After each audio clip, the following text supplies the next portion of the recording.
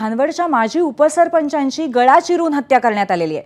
माजी उपसरपंच बापूराव देवप्पा चव्हाण यांची हत्या झालेली आहे। गळा चिरून अत्यंत निर्घृण पद्धतीने ह्या हत्या करण्यात आली आहे। खानापूर तालुक्यातल्या गार्डी नेवरी रस्त्यावरची ही घटना आहे। याच घटनेची दृश्य आपण इथे पाहतोय। अनेकांचा जमाव इथे जमलेला आहे। कुलदीप माने आपले प्रतिनिधी आपल्याला याबद्दल अधिक माहिती देत आहेत। कुलदीप, काय अपडेट आहे याबद्दल?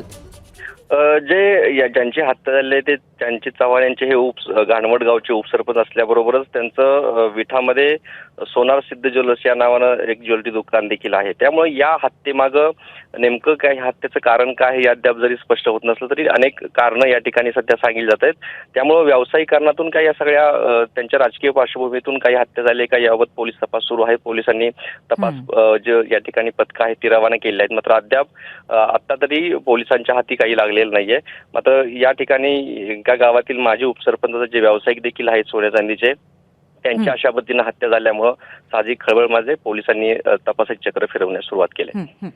धन्यवाद कुलदीप, आपण दिलेल्या माहितीबद्दल। अत्यंत खळबळजनक अशा पद्धतीने बापूराव देवप्पा चव्हाण यांची हत्या झालेली आहे। सांगलीतली ही घटना आहे।